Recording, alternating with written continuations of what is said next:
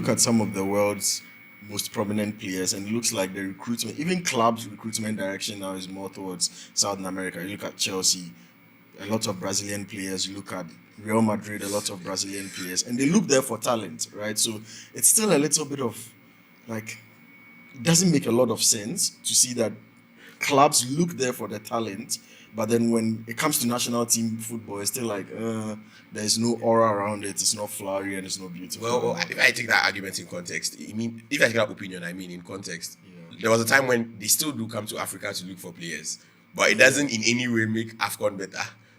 You're laughing. No, I'm just saying it's like there was an era when everybody wants a black midfielder and all of that, but it doesn't mean that there was any point where it translated to it. So same logic just applies to Copa America. Everybody's going there for talents, but the talent is not used to develop their sport. It's to develop European football. Vinicius cares more about his Champions League performance than Copa America. So I don't think there's anything we can just say on that level. If even the current vice president, who is running mate, is starting to change certain policies that we have and saying that there are certain things that are not going well, therefore he is now going to fix them, does that not undermine the very logic of we are the best government since sliced bread? Devil's advocacy. Wow, you Andy, that was a good one. Best government since sliced bread. Well, the thing is, I genuinely have a problem when people try and say they are reversing it.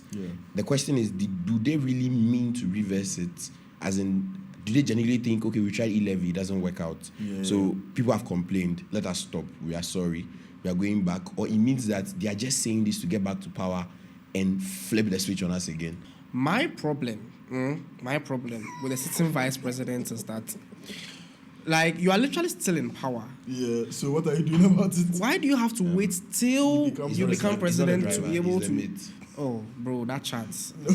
But I mean, one final spin-off.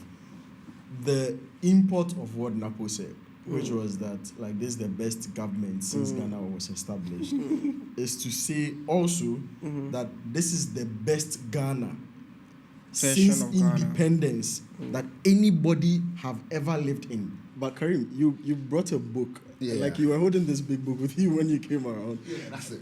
What book is it? Because I think you mentioned that you wanted to talk about it. So it's a student, a handbook on student politics and representation.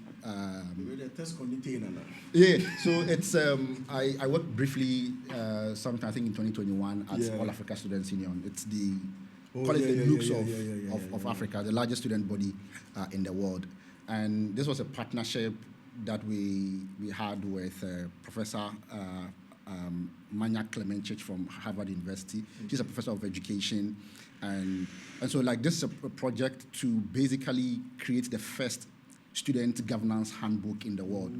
So it combines, chapters from All African Students Union, the European Students Union, the Pan-Arab Students Union, and many others like that.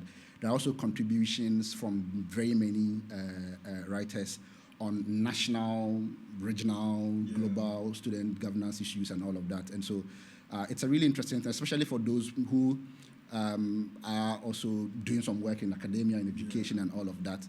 The media, with all the credits that we give them, obviously means we expect more from the media.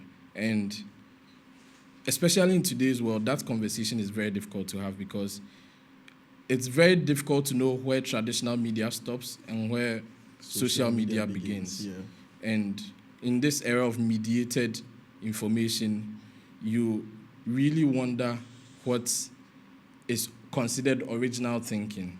So if even you believe something, when we were coming, I was asking my driving mate, I was asking about what, like platforms, when she listens to a platform, does she automatically trust them? And like what information? And one thing she mentioned was she likes to know the platform she's listening to before she determines how to take that information. There are so many first-class students who are home unemployed, and so you need to do something more than just be a first-class student or be a good academic student. I don't know, for your experience, doing several hirings over the years, whether that has come to be true or that is just being misrepresented as to how the hiring processes have evolved to become. It depends. There are times when, for example, you as one example, we hired you, you were straight from school, but you were doing other things on the side, right? So you were part of debates, you were training students. So it's not just, I would say, because look, to be honest with you, there's a lot of competition out there. Right now, even when we advertise a position, we get hundreds of CVs from people who are experienced, but they're not happy where they're working, or they are currently not working even after working for a couple of years. There are fresh graduates as well who are coming straight from school, and then there are the ones who are in between them. They are from school, but they then started working on something for themselves, and then they are looking for a job.